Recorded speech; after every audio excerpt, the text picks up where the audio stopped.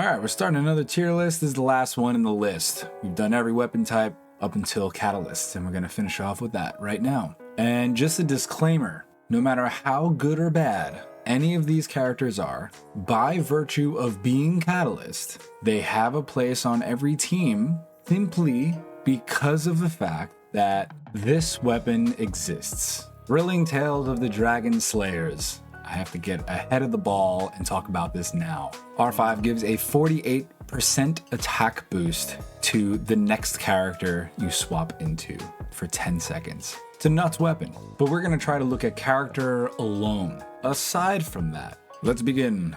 Baizhu. Okay, Baizhu's interesting. Personally, I think he's great because I had a little rant about Yae in the past, where I had her for a long time because I didn't have Nahida. I used her on a lot of teams, and the fact that she heals made her very good because everyone likes a healer, and she could be used with Farina teams.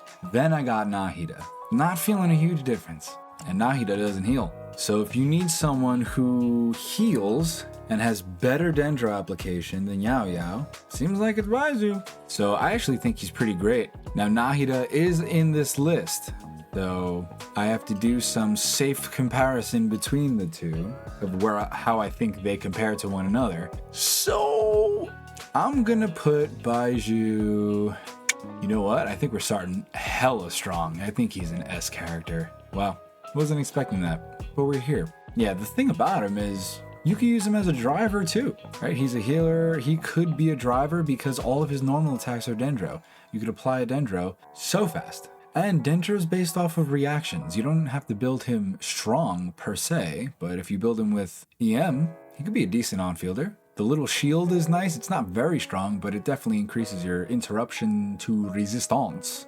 And he heals, so he's a shielder and a healer. And his passive increases the damage of Burning, Bloom, Hyper Bloom, and Burgeon. Pretty baller. Strong start. Barbara. Okay. I think Barbara is good for early game into mid game and late game once you got a roster of Hydro characters and other healers. You're not going to use her. Let's be honest here. She heals pretty well, but she doesn't generate energy for herself. That's just not a thing she does.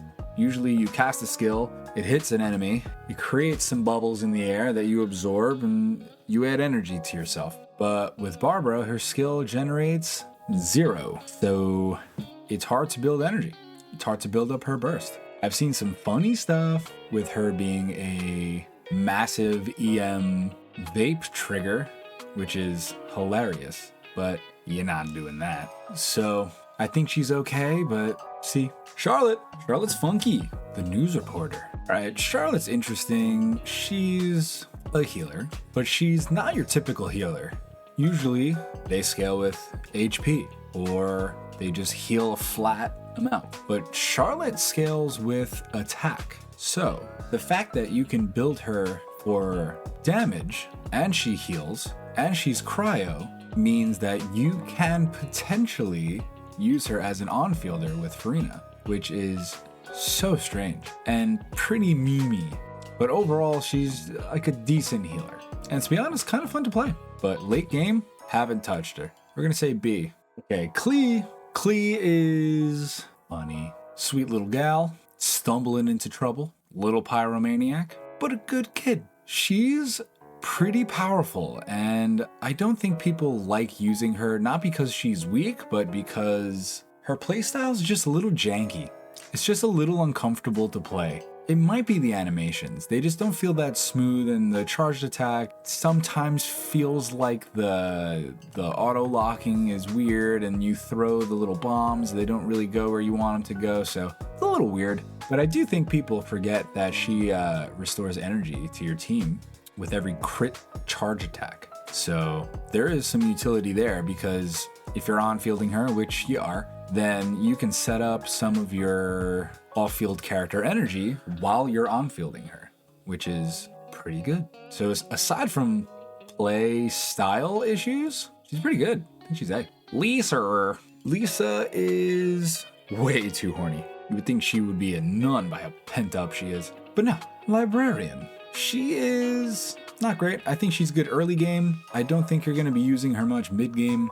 and definitely not endgame. So she kind of tapers off in value like a used Honda. She does have a funky constellation where she increases your defense by 25%, which is interesting because it's just hers. It's not like a team-wide defense boost where you hold the skill, you swap off to like a Geo unit like Noelle or Ito, and their defense is increased by 25%. That would be pretty useful. 25% is a big jump. But no, it's just her. But I do think her playstyle is very cool. They were messing around in the beginning. They were experimenting a little bit. Got a little electric number that pops up on your forehead. And you build some stacks and you hold the charge attack, and then she does this weird like... and it explodes, and it could be big numbers. But in order to really use that, you're gonna need C6. And even when you do get C6, if you ever get C6, holy shit, I have C1, and I've been playing this game for 4 years. So chances are you don't even have it, which makes her not very good. D. Mona. Mona's a really interesting character because I think she came out when they were still figuring out how to really balance a character and have them have a specific role. She doesn't really have a specific playstyle. They built her for her burst. They built her for a nuke damage with that big old bubble, which, let's be real, especially, up to about a year ago, those were gonna be the nuke screenshots that you saw on speedruns. It was gonna be Mona. And they're fat, but pain in the ass to set up. I tried for like a week to figure out how to properly get that omen to set up so that you can get that huge burst. And I got it a few times, but it ended up being so annoying that I just didn't feel like doing it anymore. Skill issue? Yeah. Do I care enough? Nah. C1's interesting. She gives some boosts to hydro-related reactions, and the burst gives 60% damage bonus for 5 seconds. That is not a lot of time, but that is a hell of a lot of damage bonus. Needless to say, you use her right before your main DPS. Now that said, I use her now for Arlecchino teams, and I enjoy it. So I think if you can consistently get that burst snapping and popping and cracking and lacking, she's crazy. But if you have a skill issue like me, she's alright. I'm gonna say she's B. Mualani, our surfing friend. She's powerful. She blasts her shark friend. Borderline abuses this shark to smash its face into people for like 300k damage. It's actually nuts. I've seen some other creators talk about how she might be the best DPS in the game right now. I don't think that's true, but she's up there for sure. And she's not very hard to build. Slap on an Obsidian Codex. Build her with a ton of HP. Bada bing, bada boom. Call it a day. So easy to build. Hydro, big damage. A lot of teams. She gon' be yes. Nahida. Good character. Tons of application for a very long time. The only issue is it's per enemy, not around her herself. Right? So you're attacking enemies with this sigil that lasts until they die, and once they do, you have to reapply it to the new wave of enemies, if there is one. And her burst is actually really cool. Yeah, it messes around with her skill depending on who's in your party. It increases your active character's EM for whoever's in it doing damage, and you just build a ton of EM on her because her skill scales with it. So throw a big EM Deepwood set on her, give her some sack frag, and you got yourself a tank. She's us. Neuvillette. Of the starter Pokemon, Swirl was my favorite because I knew eventually I was going to get Blastoise. And Blastoise is sick. They've somehow been able to capture the essence of Blastoise and mold it into a Dragon Sovereign. He does huge damage. He scales with HP. He does a little water pseudo Kamehameha. He's got all the elements for a likable dude. He's a banger. S. Ningguang. I wish Ningguang was better. She had a major role in the Leeway story. Honestly, she's cool as hell. She throws rocks. How much more primal can you get? We evolved a throwing mechanism so we could defend our tribe against tigers. Ningguang has evolved in such a way that she has taken that primal instinct and turned it into a one-woman show. If it was powerful. Sadly, it does about the same amount of damage as a regular dude throwing a rock. I think her best team right now is with Belonin and Farina, and I have to do a little more testing with that just to see what it's all about. But in the meantime, aside from being cool as hell, she's not very good. I'm gonna say C. Sangonomiya. Pretty good. I know a lot of people like her. Personally, I just don't like her playstyle. She throws a little jellyfish on the field. She looks like a jellyfish. She floats like a jellyfish. She really likes jellyfish. She heals a lot. She can do a decent amount of damage if you play her on field. She has the weirdest caveat of any kit in the game with a negative 100% crit rate. But honestly, that just means you can focus on other stats. If you're not building her for crit, you can throw a few off pieces on her, and she'll do pretty good. She's an A. Heizou. Wish he was better. Cool dude. I have been a fan of Sherlock forever. I've read most of the original stories, and the show with Benedict Cumberbatch is my favorite show. It's my favorite show ever. So needless to say, I was pretty pumped for this guy. Detective who throws hands and walks on heels. Short guy problems. He's cool as hell.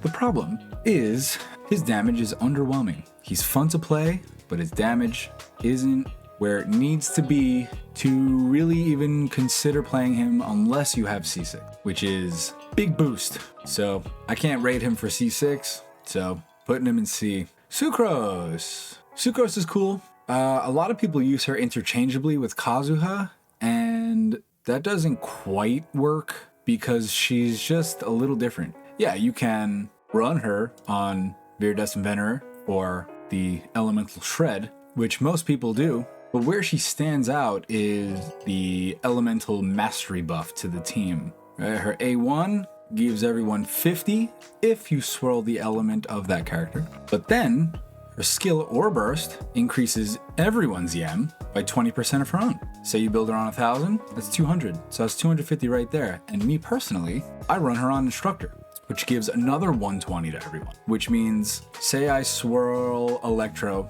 and I'm playing her on a team with Cyno. Cyno is getting 50 from the passive, 200 from the other passive, and then 120 from Instructors. So Cyno is getting 370 EM by just doing a skill with Sucrose and then swapping over to him.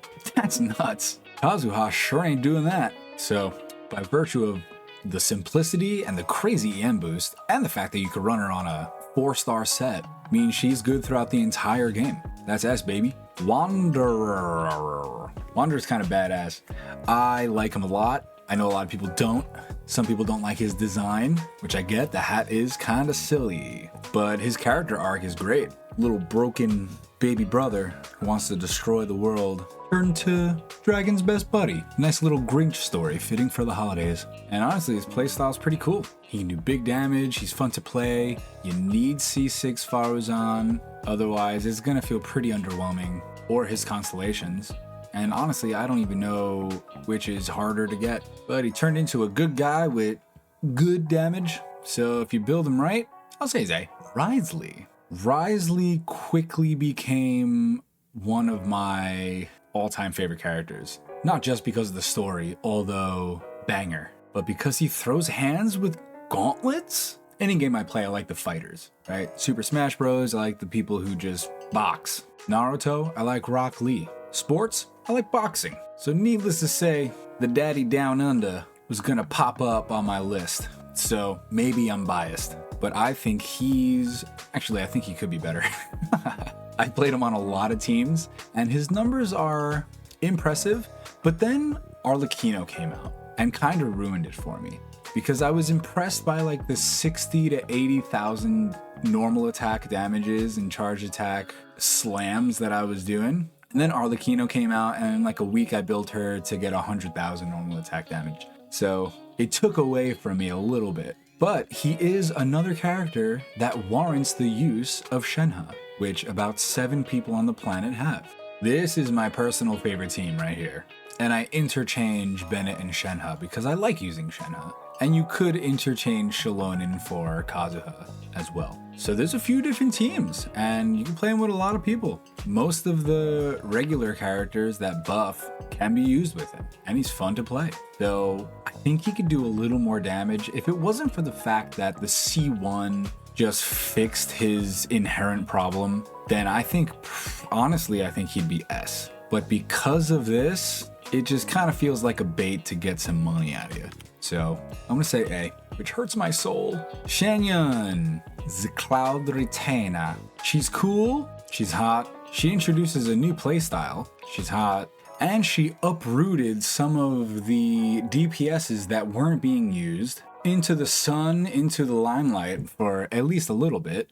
Diluc had a huge come up from her, and to be honest, you can kind of use anyone with her. She makes plunging damage deal a ton, especially with other catalysts, because you're plunging with an element, which means you can react that element, which means Cryo, Pyro, and Hydro, or Melt and Vape, do big plunge damage. And she's hot. So honestly, single-handedly introducing a new playstyle and making it good all at the same time, while being able to be used with really any damage dealer and synergizing well with Furina, it's gonna be S. Yae. Yae is interesting. She is an off-field DPS who has a very strange relationship with foxes. Her damage is good, and people use her pretty interchangeably with Fischl. She takes a little longer to set up on the field because, as opposed to Fischl, who you pop in with and you press your skill and you pop right out to do some other stuff, you need to summon 3 totems. That takes a couple seconds. Then you can switch out. And by the time you switch out, you only got a couple of seconds until one of them disappears. So, deals good damage, burst deals good damage, kind of a pain in the ass to set up, and a little clunky with the positioning and all that and auto-targeting. Still think she's good. We're going A. And last but not least, our little pyromaniac tax enthusiast, Yanfei. I like Yanfei. I actually think she is underrated. And she's unique because when you get her, you play her a certain way, right? Just DPS. As you get constellations, you can transfer her role to shielder, which is pretty crazy. C4, 45% of her max HP for 15 seconds. It's a long shield, and it's a sturdy one. And if she's vaping or melting, some pretty big hits. She rips through elemental shields, and I kind of like how you switch up the playstyle a little bit. You do a couple of normal attacks, throw in a charged attack, do a skill, do a burst, cycle it around. I think it's fun. So honestly, nah, I think B. It was close. I think most people would put her in C or D, so still underrated, but not amazing. Okay, Readjustment.